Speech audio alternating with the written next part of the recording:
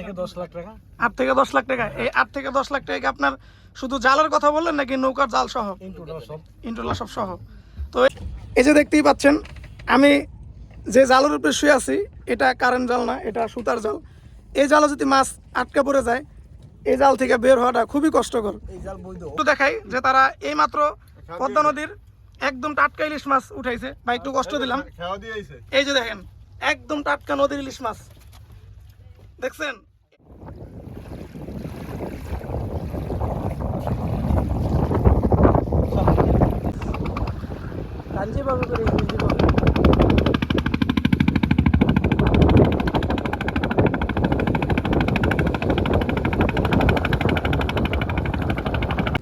প্রিয় দর্শক, আসসালামু আলাইকুম। দীর্ঘ অনেক দিন যাবতই ভিডিও বানাই না, কারণ আমার একটু ক্যামেরাজনিত সমস্যা আছে, মানে ক্যামেরার একটু সমস্যা আছে, এই জন্য ভিডিও বানাই না, ওরকমভাবে ভিডিও দেওয়া হয় না। ইনশাল্লাহ খুব শীঘ্রই ভিডিও নিয়ে আবার আসবো, তখন ক্যামেরার রেজুলেশনও ভালো থাকবো আশা করি। তো আজকে আমরা আসছি আমাদের পদ্মা নদীর একদম পদ্মা ব্রিজ, ওই যে আমার অপর ব্রিজটা দেখতেই পাচ্ছেন, এই যে দেখতে পাচ্ছেন এই যে পদ্মা ব্রিজ, এই ঠিক এই পদ্মা ব্রিজের মাঝেই যে চরটা, এই যে পদ্মা ব্রিজটা আছে, এই পদ্মা ব্রিজের মাঝে একটি চর আছে, সেই চরে আমরা আসছি। আপনারা জানেন যে আমি বিভিন্ন চর ঘুরি বা বিভিন্ন জায়গায় ঘুরি, টুকটাক ঘুরতে ভালো লাগে।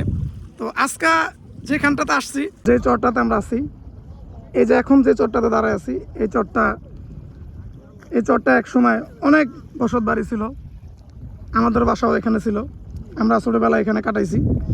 তো সেই চরে এখন আমরা আসি ঘুরতে, সবই নিয়তির লীলা খেলা। প্রিয় দর্শক, আমার পিছনে দেখতে পাচ্ছেন একটি জেলে ভাইদের নৌকা। আজকে আমি এই জেলে ভাইদের বোগালে যাব এবং তাদের জীবনযাপন সম্বন্ধে জিজ্ঞামু, তারা কীভাবে জীবনযাপন করে।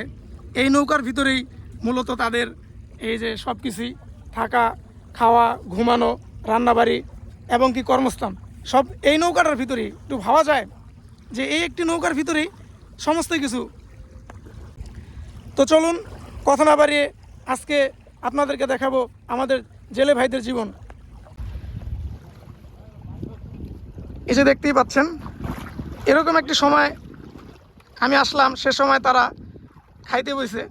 এই যে দেখতেই পাচ্ছেন আমাকে শাকিলও, এই যে আমাকে আব্দুল মামায় এই খাওয়া দেখার লোভ সামলাতে পারে নাই, তারাও খাইতে বয়ে গেছে গা। তো আমরা এখন জিজ্ঞাসা করবো যে তারা কি রান্না করছে। আমি একটু তাদের নৌকায় উঠা বৈশালে দেখি কি অবস্থা। তাজা ইলিশ মাছও আছে এখানে। আমরা এখন আছি আমাদের জেলে ভাইদের নৌকায়। এই যে দেখতেই পাচ্ছেন এই জাল দিয়ে তারা পদ্মার গভীর থেকে তারা ইলিশ মাছ বা বিভিন্ন ধরনের মাছ ধরে।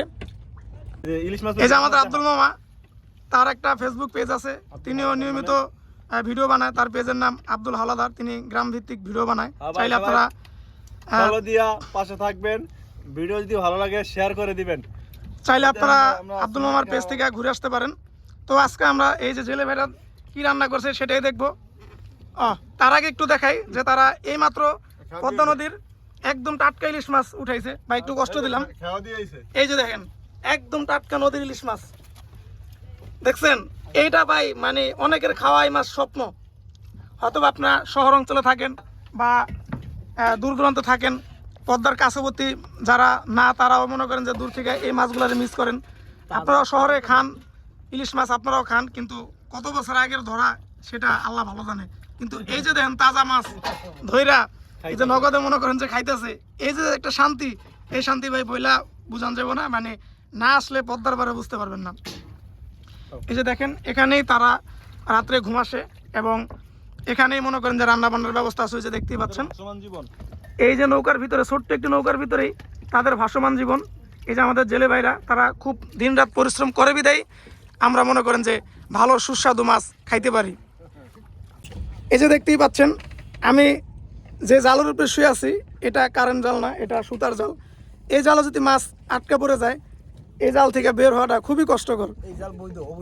এই জাল কিন্তু, আর সবচেয়ে বড় কথা হলো এই সুতার জাল কিন্তু বৈধ, অবৈধ না। এটা ভাই আমার এটা হলো কট সুতার ভাই, কট সুতার বড় মাছ পড়ে, এটার মধ্যে পাঙ্গাস আর রিডা, তারপর রুই, কাতলা, বড় ইলিশ, যেখানে যা আছে ভাই সব ধরনের মাছ এটা আটকায়। যদি একবার এটার যদি কিছু মতো রিজিকে থাকে, ওই যে কথা আছে না, রিজিক করে সবচেয়ে বড় জিনিস, রিজিকে যদি থাকে এটার মধ্যে পল্লার বাই যেতে পারবো না। এটা এমন একটা জাল, এটা কট সুতার জাল। প্রিয় দর্শক, এখন আমরা আমাদের জেলে ভাইদের কাছে একটু জিজ্ঞাসা করব তাদের এই নৌকা এবং জাল কত টাকার পুঁজি লাগে। 8 থেকে 10 লাখ টাকা। 8 থেকে 10 লাখ টাকা। এই 8 থেকে 10 লাখ টাকা আপনার শুধু জালের কথা বললেন নাকি নৌকার জাল সহ? ইন্টুলা সব সহ। তো এই যে জীবনযাপন করতেছেন, আল্লাহর রহমত ভালো তো আছেন? ইনশাআল্লাহ ভালো আছেন না? আলহামদুলিল্লাহ। সুখে আছেন? দিন বাদ এক সন্ধ্যা মানে সুখে আছেন? আলহামদুলিল্লাহ। শহরের অনেক মানুষ দেখবেন মানে টাকা আছে পয়সা আছে কিন্তু সুখ নাই, ভিতরে শান্তি নাই। এই দেখেন খোলা আকাশের নিচে এই যে নদীর ভিউ কি সুন্দর, এখানে চলছে তাদের জীবন, তাদের জীবিকা, এবং তারা এই পরিশ্রম করে বিদায় আমরা তাজা মাছ খাইতে পারি।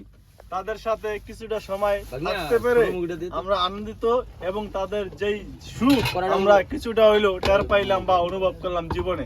তাদের ভাসমান জীবন কতটা সুখের, কতটা শান্তির, নাই এখানে কোনো সংসারের যন্ত্রণা, নাই কোনো জীবনের টেনশন, আছে শুধু বিলাসিতাই ভরা এই ভাসমান জীবন। আপনারা চাইলে প্রিয় বন্ধুগণ ও ভাইয়েরা যে আসতে পারে এই লোহজন ঘোরদর বাজার দিয়ে পদ্মার চরে ঘুরে যেতে পারেন আমাদের এলাকা। এটা ভাই আমরা এই মাটিতে আমাদের জন্ম, এই এলাকায়, এই জায়গায় আমাদের বসত বাড়ি ছিল একসময়, ভাঙ্গা গেছে গা। এখন আমরা বিভিন্ন এলাকায় ছড়াই ছিটে আছি।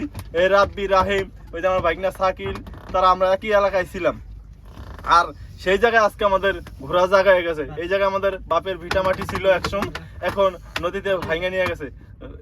এই চরগুলা পড়ছে, এইগুলো আমাদের বসত বাড়ি ছিল এলো ওজন পদ্মার সামনে। প্রিয় দর্শক, আজকের ভিডিও এখানেই শেষ করলাম। দেখা হবে আবার নতুন কোনো স্থানে নতুন কোনো ভিডিও নিয়ে। সে পর্যন্ত সবাই সুস্থ থাকবেন, ভালো থাকবেন। আল্লাহ হাফেজ।